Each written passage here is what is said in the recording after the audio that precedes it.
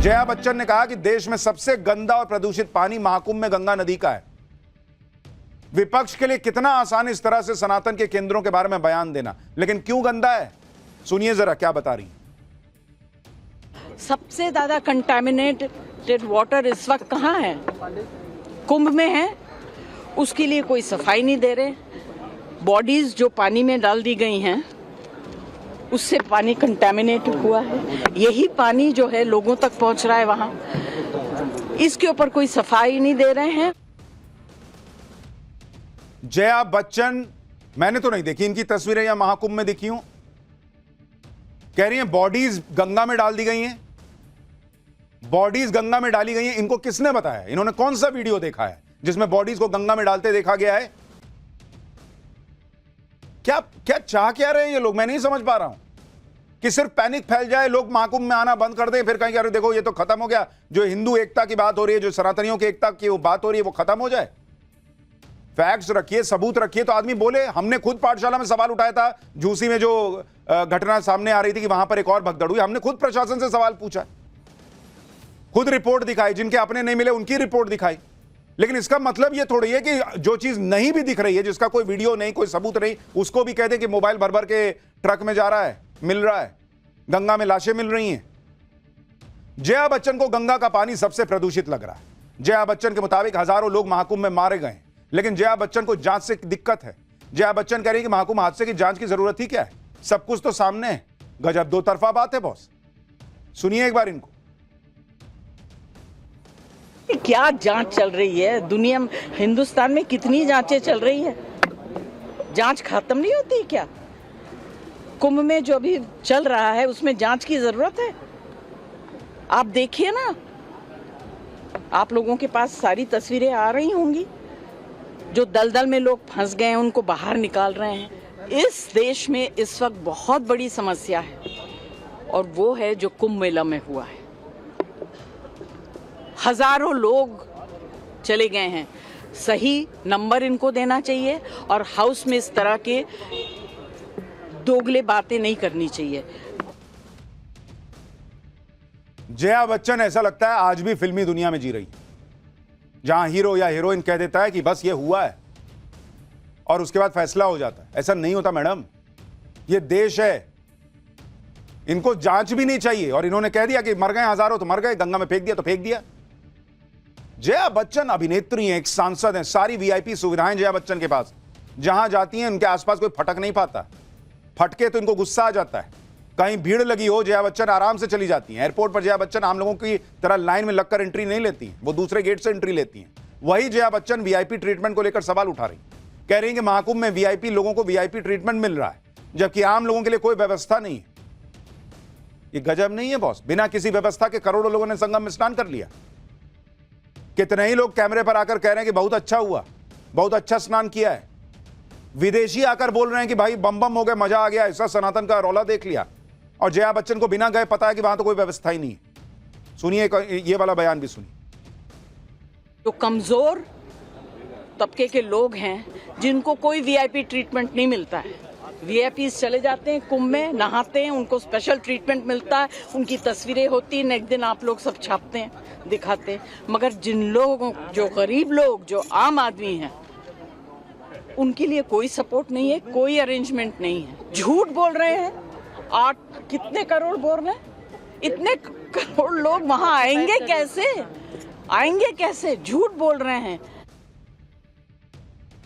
विपक्ष के जितने भी नेता महाकुंभ पर सवाल उठा रहे हैं उनमें से बहुत सारे तो महाकुंभ गए ही नहीं, बिना महाकुंभ गए और वहां का माहौल देखे ही महाकुंभ पर सवाल खड़ा कर रहे हैं। जो मन में आ रहा है वो बोल रहे हैं। समाजवादी पार्टी के सांसद रामगोपाल यादव कह रहे हैं कि सीएम योगी का सनातन से कोई वास्ता ही नहीं है। महाकुंभ में मारे गए हिंदुओं को दफन कर दिया गया। रामगोपाल यादव को सुनिए, फिर बताता हूं महाकुंभ पर संत समाज ने क्या कहा है। इसमें तो दबा भी दिया है, हिंदू हैं और दफन कर दिया। जिस दिन यहाँ कुंभ खत्म होगा और लोग गंगा के किनारे जाएंगे और मिट्टी को करो देंगे तो लाशें निकलेंगी। योगी का सनातन से क्या वास्ता है?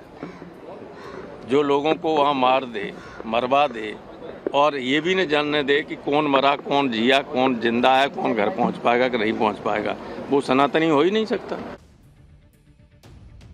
सनातनी होने के सर्टिफिकेट वो बांट रहे हैं जिन्होंने उस इंडी लायंस को नहीं छोड़ा जब सनातन को डेंगू मलेरिया बताने वाले उस इंडी गठबंधन में शामिल थे। इन्होंने तब सनातन की बात नहीं की थी।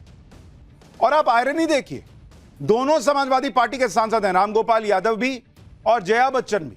जया बच्चन कह रही हैं कि लाशें पानी में फेंक दी गई, रामगोपाल यादव कह रहे हैं कि लाशें तो जो है वो गंगा के किनारे दफना दी गई।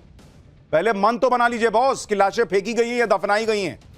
कम से कम स्क्रिप्ट तो एक लेके चलिए। आप दफना रहे हैं, जया जी पानी में फेंकवा दे रही हैं, कोई ट्रक भर भर के मोबाइल निकाल दे रहा है। चल क्या रहा है इस देश में बॉस? सनातन का एक पर्व बर्दाश्त नहीं हो रहा क्या? गलत पे सवाल उठाइए, फैक्ट्स के साथ उठाइए, आपको साथ मिलेगा। लेकिन पूरे पर्व को आप कहिएगा कि खत्म कर दो, कुछ है ही नहीं वहां, लोगों को कुछ मिल नहीं रहा वहां। महाकुंभ को लेकर दो तरह की बातें हो रही। एक तरफ राजनीति करने वाले लोग हैं जो महाकुंभ से जुड़ी हर बात पर राजनीति कर रहे हैं, महाकुंभ के बारे में नेगेटिव बातें कर रहे हैं। दूसरी तरफ संत समाज है, करोड़ों श्रद्धालु हैं जो महाकुंभ जाकर स्नान कर रहे हैं, और ये वो लोग हैं जो महाकुंभ की व्यवस्थाओं से संतुष्ट हैं। मौनी अमावस्या से पहले और उसके बाद महाकुंभ में कहीं कोई दिक्कत या परेशानी नहीं हुई है। संत समाज भी ये बात समझ रहा है कि महाकुंभ की पहचान एक हादसा नहीं होनी चाहिए। वो दुर्घटना दुर्भाग्यपूर्ण थी, लेकिन उसके अलावा भी महाकुंभ में बहुत कुछ था। और ये लोग जो आज तकलीफ दिखा रहे हैं, इनमें से एक नेता गया है क्या जो लोग मर गए उनसे मिलने के लिए, उनके परिवार वालों से मिलने के लिए? एक नेता गया है क्या? आज ही बसंत पंचमी का अमृत स्नान था, जिसे लेकर संत समाज ने क्या कहा है वो सुनिए, फिर बताता हूं कि आज किस तरह से सीएम योगी महाकुंभ के अमृत स्नान की खुद मॉनिटरिंग कर रहे थे सुबह 3 बजे से उठकर। श्री प्रधानमंत्री माननीय नरेंद्र मोदी जी के मार्गदर्शन में उत्तर प्रदेश के अत्यंत संवेदनशील, सभ्य, शिष्ट और संस्कारवान योगी आदरणीय योगी आदित्यनाथ जी महाराज के सत्संकल्प से आज हम स्नान कर सके। बहुत बहुत बधाई, धन्यवाद। करोड़ों अनुयायियों का प्रतिनिधित्व करता हूं और आज उन सब की जो प्रसन्नता है उसका मूल केंद्र हमारे योगी आदित्यनाथ जी हैं, आदरणीय प्रधानमंत्री नरेंद्र मोदी जी हैं। बड़े बड़े दिगंबर महामंडलेश्वर और श्री महंतो सबने बड़ी से स्नान किया, बहुत सुविधापूर्वक स्नान हुआ और बहुत बढ़िया व्यवस्था हुई, बहुत बढ़िया व्यवस्था हुई। ओम नमो नारायण।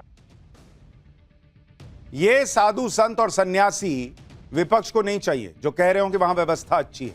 उनको सिर्फ वही व्यक्ति चाहिए जो कहे कि मुख्यमंत्री योगी आदित्यनाथ इस्तीफा क्यों नहीं दे रहे। विपक्ष चाहे महाकुंभ पर कितनी ही सियासी डुबकी लगाए, लेकिन चाहे संत समाज हो या फिर करोड़ों सनातनी, महाकुंभ की आस्था पर कोई आंच नहीं आने दे रहा। आज बसंत पंचमी पर महाकुंभ का तीसरा और आखिरी अमृत स्नान था। मौनी अमावस्या पर अमृत स्नान के दौरान मची भगदड़ की घटना के बाद यह अमृत स्नान हो रहा था, जिसमें आज 2,33,00,000 से ज्यादा श्रद्धालुओं ने संगम में स्नान किया। 13 जनवरी से अब तक 37 करोड़ से ज्यादा लोग संगम में डुबकी लगा चुके हैं, जिनमें 30 से ज्यादा देशों के लोग शामिल। आखिरी अमृत स्नान में नागा साधु आकर्षण का केंद्र थे। कभी डमरू बजाते तो कभी भाले और तलवारें लहराते। इन साधुओं का शस्त्र कौशल अद्भुत था। जरा देखिए एक बार।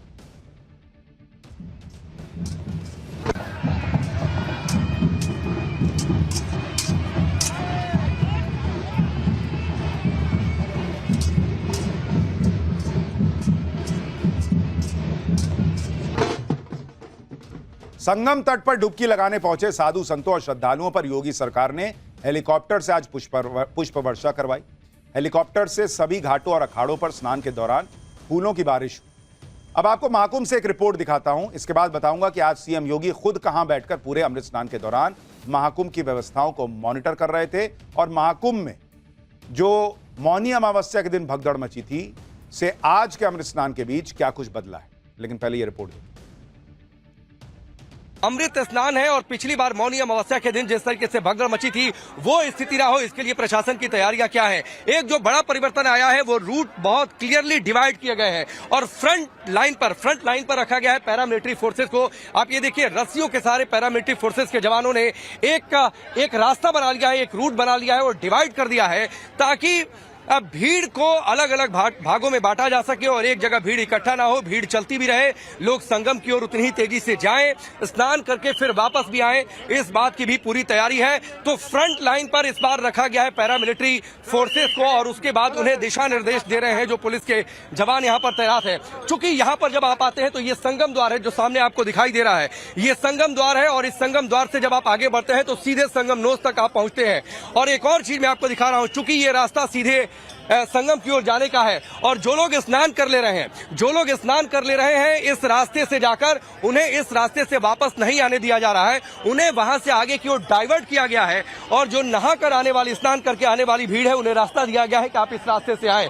चूंकि भीड़ इस समय थोड़ी सी उतनी ज्यादा नहीं है तो इसलिए कुछ लोग आने वाले रास्ते से भी चले आ रहे हैं, लेकिन फिलहाल ये प्लानिंग बहुत क्लियर है कि अलग अलग रूट रहे। जब करोड़ों श्रद्धालु और साधु संत अमृत स्नान कर रहे थे तब मुख्यमंत्री योगी आदित्यनाथ खुद पूरी व्यवस्था पर नजर रखे हुए थे। अमृत स्नान की व्यवस्था पर निगरानी के लिए सीएम योगी ने अपने सरकारी आवास में ही वॉर रूम बनवाया हुआ था, जहां तड़के 3 बजे सुबह से वो अधिकारियों के साथ बैठक ले रहे थे। डीजीपी प्रशांत कुमार वहां मौजूद थे। सीएम योगी अमृत स्नान की व्यवस्थाओं की लाइव मॉनिटरिंग कर रहे थे। सुबह 3 बजे से अधिकारियों से पल पल की अपडेट ले रहे थे और जरूरी दिशा निर्देश दे रहे थे। तीसरे अमृत स्नान के लिए सीएम योगी के साथ पूरा प्रशासन अलर्ट था। सुबह जैसे ही स्नान शुरू हुआ तो सबसे पहले अखाड़ों ने स्नान किया। इस दौरान भक्तों की भी बहुत भीड़ थी। उसके बाद भी कहीं कोई परेशानी नहीं हुई, सभी ने शांतिपूर्वक स्नान किया। एक रिपोर्ट देखिए। और अब जो है वो जूना अखाड़ा आप देख सकते हैं, जो नागा साधु जूना अखाड़े के वो निकल रहे हैं और किस तरह का विहंगम दृश्य है यहाँ पे, वो देखिए कितना जोश है इनके अंदर। और अब जो अमृत स्नान का तीसरा अमृत स्नान है उसके लिए बड़ी संख्या में जो है नागा साधु जो है वो जूना अखाड़ा के निकले हैं। दशरथ गिरी महाराज जो है वो इस रथ पर सवार होकर जो है स्नान करने के लिए जा रहे हैं। तो ये देखिए किस तस्वीरें जो है वो अमृत स्नान की है और तमाम जो अखाड़े इस तरीके से निकल रहे हैं। बसंत पंचमी का अमृत स्नान और मैं स्वामी यतीन्द्रानंद गिरी वरिष्ठ महामंडलेश्वर जूना अखाड़ा सभी को शुभकामना देता हूँ। Holiday for is the third one. First. That's you are excited for that? Very excited. It's her third one. It's your third one ना? देख सकते हैं कि किस तरह से तमाम जो अखाड़े हैं वो अमृत स्नान आज कर रहे हैं। जूना अखाड़ा से यतीन्द्र महाराज हैं जिनको कहना है कि शांतिपूर्ण तरीके से, व्यवस्थित तरीके से जो पूरा कुंभ है वो निकल रहा है। और एक तरफ योगी वॉर रूम में बैठकर अमृत स्नान को मॉनिटर कर रहे थे, दूसरी तरफ महाकुंभ में पुख्ता इंतजाम थे कि परिंदा भी पर न मार सके। मौनी अमावस्या पर हुई अनहोनी से सबक लेकर पूरा मेला प्रशासन यह सुनिश्चित कर रहा था कि श्रद्धालुओं को जरा भी दिक्कत न हो और इसके लिए डीआईजी से लेकर एसएसपी तक खुद ग्राउंड पर उतरे। बसंत पंचमी के अमृत स्नान के लिए खास इंतजाम किए गए थे। प्रयागराज में भारी वाहनों की एंट्री रोक दी गई।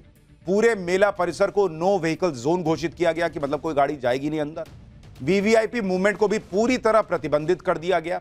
मेले में एंट्री और एग्जिट पॉइंट अलग अलग हों यह सुनिश्चित किया गया। सीएम योगी पर्सनली सारी व्यवस्था देख रहे थे और प्रशासन ने भी इस बार कोई कोताही नहीं बरती, जिसका सिर्फ एक ही मकसद था कि श्रद्धालुओं को सारी सुविधाएं मिल सके, कोई मिसहैपनिंग ना हो और इसका इफेक्ट महाकुंभ में क्लियरली दिखा।